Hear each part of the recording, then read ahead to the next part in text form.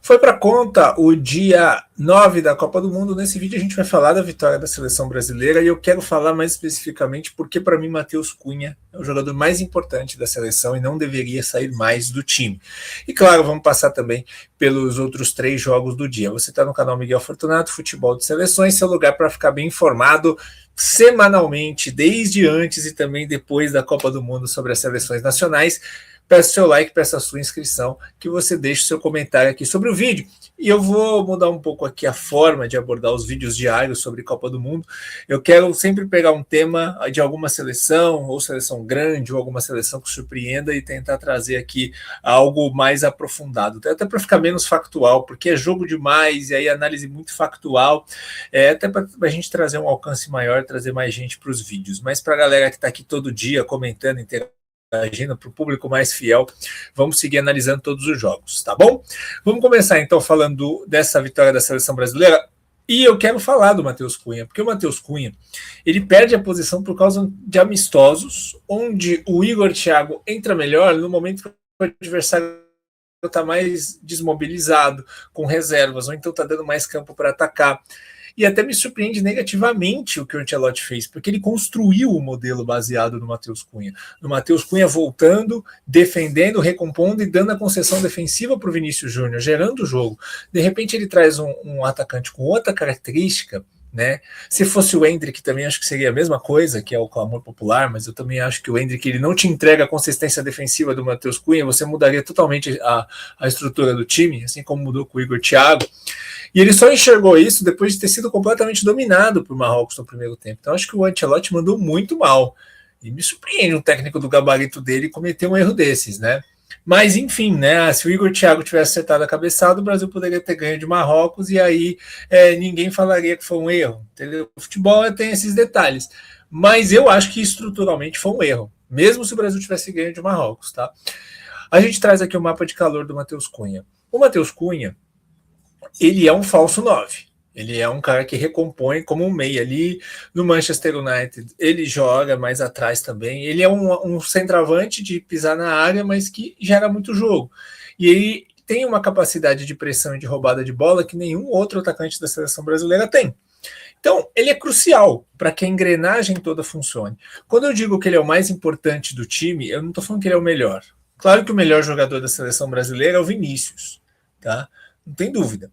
Agora, eu estou falando de mais importante. São coisas diferentes. Para que a engrenagem, para que o sistema, para que o modelo que está tendo muitas alterações, mas para que o pouco de fruto de ideia que o Ancelotti tentou implementar na seleção brasileira, que foi se alterando, se construa. Né? Então, a gente vê que o Matheus Cunha é quem faz isso funcionar. Qual que é a ideia?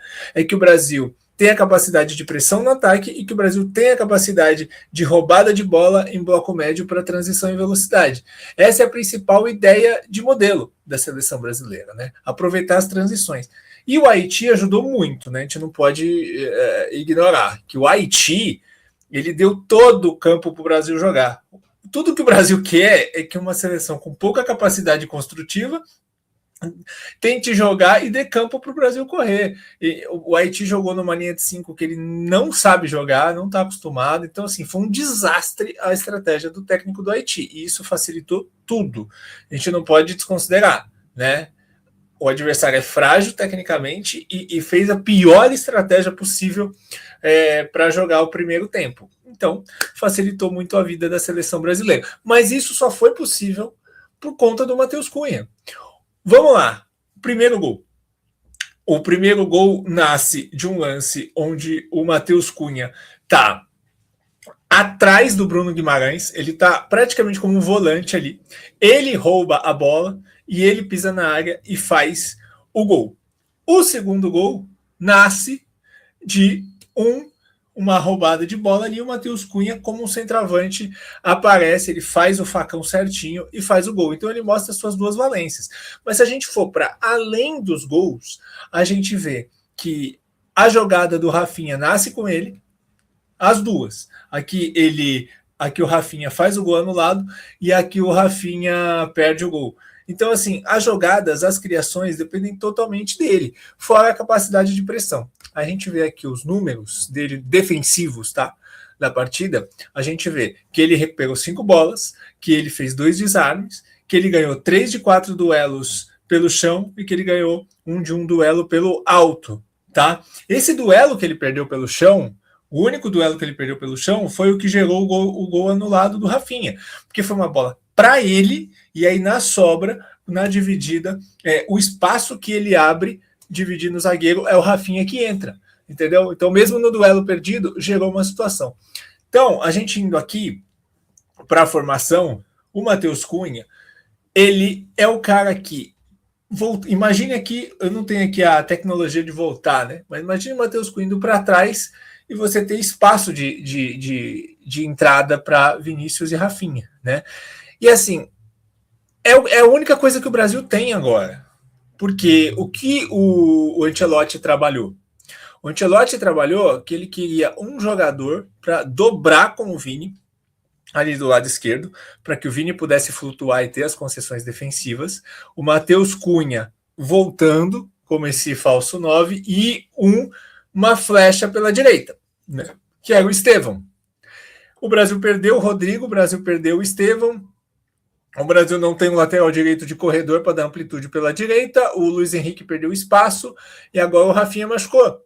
Então, o Brasil perdeu aí a dobra do Vinícius, porque ele teve que jogar o Rafinha pela direita, colocou mais um homem no meio.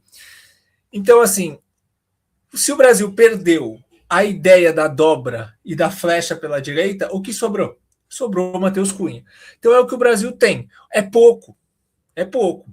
Eu acho que a seleção brasileira agora está tentando colocar o Douglas Santos ali mais avançado, ali para ter um outro jogador de apoio pela esquerda, né? Mas, enfim, eu acho muito pouco, tá? Para o Brasil pensando em grandes enfrentamentos. Eu, nesse momento, não imagino o Brasil indo tão longe, não. Precisa melhorar muito, tá? Eu sigo com a ideia que eu estava do começo da Copa. Qualquer mata-mata pode ser letal. Então, principalmente porque vão ser adversários qualificados, né? E o Brasil tem que pensar na Escócia, tá? Fechando aqui a seleção brasileira, o Brasil tem que pensar na Escócia, porque é um jogo difícil. A gente já vai mudar para Escócia e Marrocos, né? Mas assim, já pegando o gancho, foi um jogo difícil onde a Escócia defende bem, mesmo depois de tomar o gol no começo, continua defendendo, continua ali no seu jogo, dificultando, linha de 5, jogo físico, jogo aéreo. E a Escócia, se ela empatar, ela está classificada, porque com 4 pontos vai entrar. Então a Escócia empatar está classificada, então a Escócia vai se fechar e vai dificultar a vida do Brasil, né? Então assim, o Brasil tem um primeiro lugar do grupo muito arriscado, porque ele vai enfrentar um adversário que se fecha, não é tão ruim quanto as pessoas falam, tá? Eu não acho a Escócia tão ruim assim. É um adversário que vai dificultar, e o Marrocos, se o Haiti jogar desse jeito com o Marrocos, vai ser uma festa, né?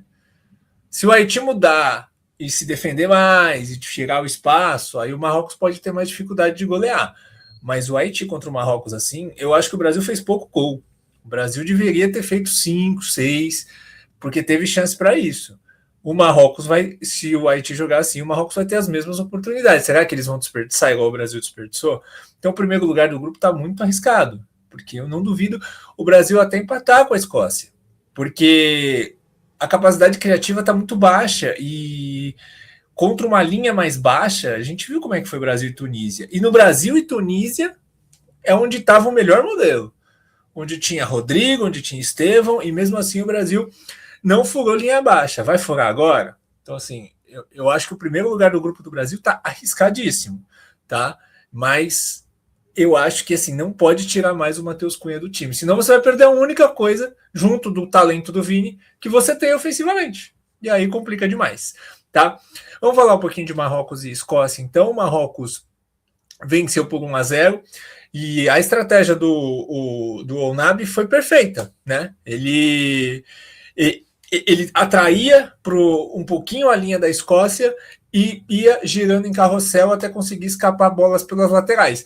E aí, na velocidade, ele ganhava. Foi assim que saiu o gol, né? O Saibari escapou ali pela ponta e conseguiu fazer o gol no começo. Em outras jogadas também, o Saibari, o Bilal El-Kanous, o Hakimi conseguiu escapar e ganhar nesse duelo de velocidade, né? Pelo meio, muito difícil. O Marrocos conseguiu manter a posse de bola, mas não conseguia infiltrar. Foi um jogo duro, onde a Escócia teve chance, jogou bola alta no final. Foi um jogo bem difícil, mas Marrocos soube vencer porque o treinador soube encontrar a brecha para furar a linha de 5 da Escócia, né? Coisa que o Regragui tinha muita dificuldade no Marrocos. Então, esse upgrade de ideia do Ounabi fez toda a diferença. Mais um baita jogo do Bouadi, baita jogo do Bilal El-Kanous, baita jogo do Saibari, e Marrocos vai classificar e pode dar trabalho. A equipe está muito forte, muito bem consolidada. O Marrocos é um ótimo time, né? E aí, pensando na Escócia, eu acho que a Escócia fez aí um bom trabalho defensivo, né? Esse sistema de 3 zagueiros faz o McTominay ter aí mais capacidade de chegada, porque no jogo contra o Haiti, com 2 centroavantes, o McTominay ficava muito recuado. Agora ele pode voltar a ser esse cara que ataca o espaço, né? E então acho que esse é o time mesmo da Escócia, essa linha de 5 com o Christie titular. Vamos ver se ele pode optar pelo Ben Doak, que ficou no banco nesse jogo, de repente contra o Brasil, para ter uma opção de escape de velocidade. Mas eu acho que a Escócia, ela tá no caminho, ela fez o que dela se espera. Ela conseguiu ganhar um jogo do Haiti, que a Escócia tem muita dificuldade de ganhar jogos em Copa, e conseguiu fazer um jogo duro com o Marrocos. Agora, se ela manter o que ela espera, ela quer fazer um jogo duro contra o Brasil também. Indo para o outro grupo, né? Que beleza os Estados Unidos, né? Os Estados Unidos são de verdade, né? Os Estados Unidos, até agora, foram a melhor seleção da Copa. Tem que falar. Tudo bem, só eles fizeram 2 jogos, as outras seleções que foram muito bem na estreia só fizeram 1, né, das favoritas, mas os Estados Unidos são a melhor seleção da Copa. Isso é uma realidade até o momento. E é uma loucura pensar, né? E a gente falava no vídeo dos Estados Unidos, pô, é muito amistoso, muito time diferente, muito time alternativo, e o que a gente vai ter, né? Aí nos 2 amistosos pré-Copa agora, o nível que eles apresentaram contra Senegal e Alemanha foi impressionante. Eu falei aqui que eu fiquei impressionado, e na Copa está se confirmando. Os Estados Unidos estão jogando muito bem.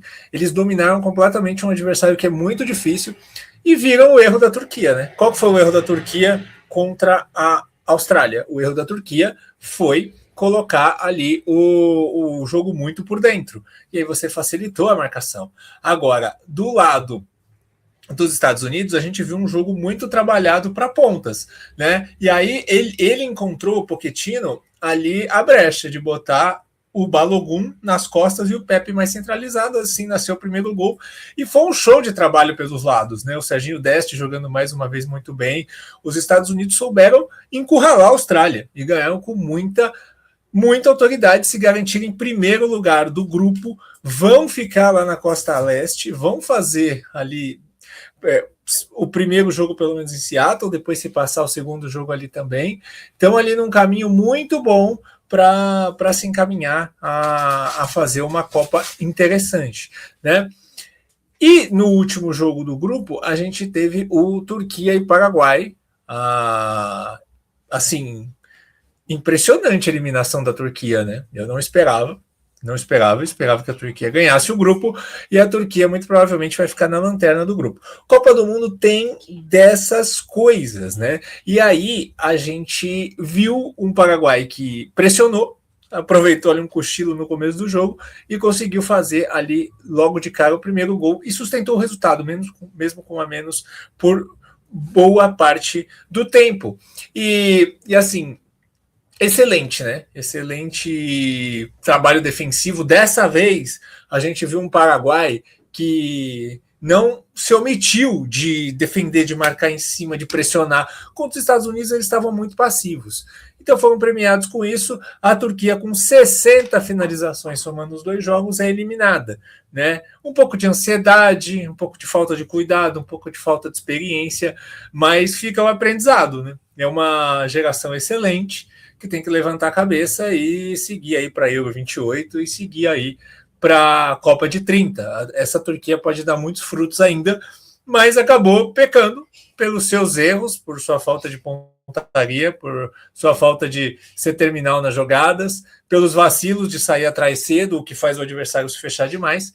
Então, parabéns aí ao Paraguai, que agora vai ter uma final contra a Austrália para ver quem vai ficar com a segunda colocação deste grupo. Certo, gente? Quero saber a opinião de vocês aí nos comentários sobre a seleção brasileira, sobre as outras seleções também, sobre as análises aqui abordadas.